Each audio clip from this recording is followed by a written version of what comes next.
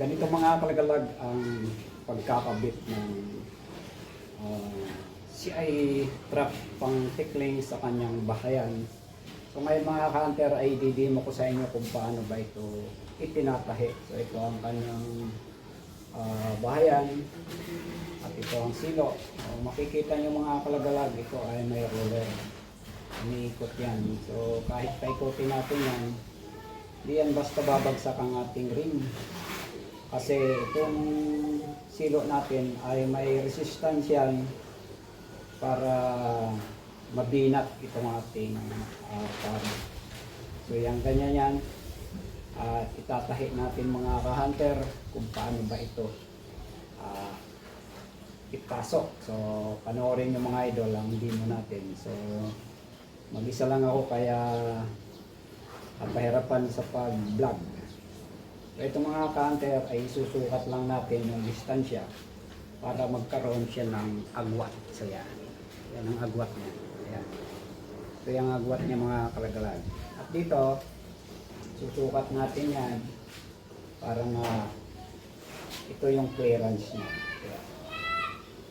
Pag yan nakuha na natin ang distansya mga kalagalag, ay kailangan natin kunin yung kanto ng natin itong roller. Ayan. At maglalagay tayo ng buhol. Mayroong nagpupukpuk dun sa kabila. Medyo maingay. Pagpasensyaan nyo lang mga hunter yung ingay na yun. At ito ay matatakot. So ito mga hunter, kuha natin yung distansya. Ayan, ang magiging pagitan ng silo. So, papasok na natin yung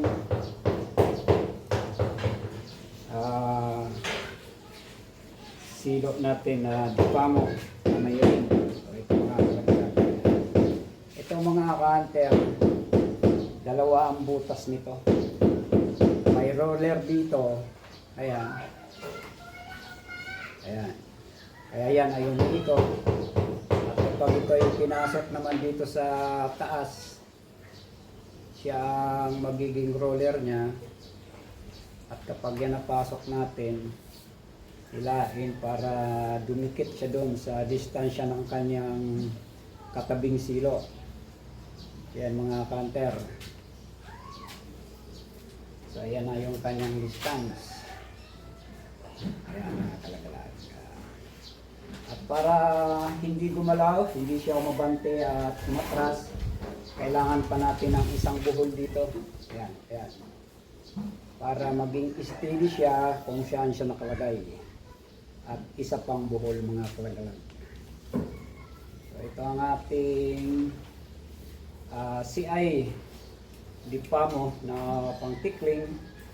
At ang setup nga nito mga kalagalag ay pababa. Hindi nakatayo ang mga silo kung hindi ito ay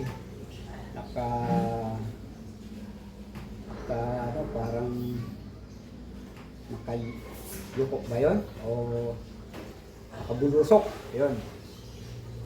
Yan mga ka-hunter. Meron na siyang stopper para hindi siya umatras abot. Silo.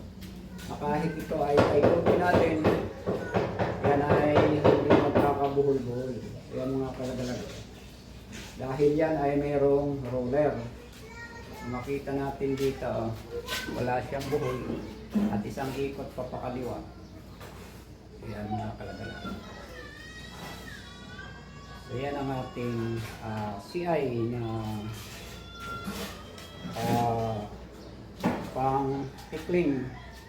Ito ay request ng isang kaibigan. Napilitan ako gumawa. Sa totoo lang talaga ay hindi ako nagpapa-order ng ganitong pang tickling dahil mahirap gawin. Sa parting ito ng roller, doon tayo medyo mag-aaksaya ng oras at sa paglagay ng pump. So ito mga kalagalag ay 2 araw ko ng tinatrabaho pero hindi pa rin natatapos. At ang hilera nito, meron na tayong 15 na ipasok na silo at meron pang 15 piraso. So ito ay siguro ay aabuti ng 3.5 or 4 meters. So ito ang kanyang itsura mga idol. Ang ating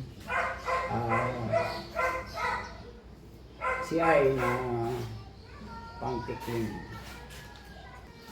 Yan mga kalagalag ang naikabit pa lang nating mga silo hanggang dun sa dulo.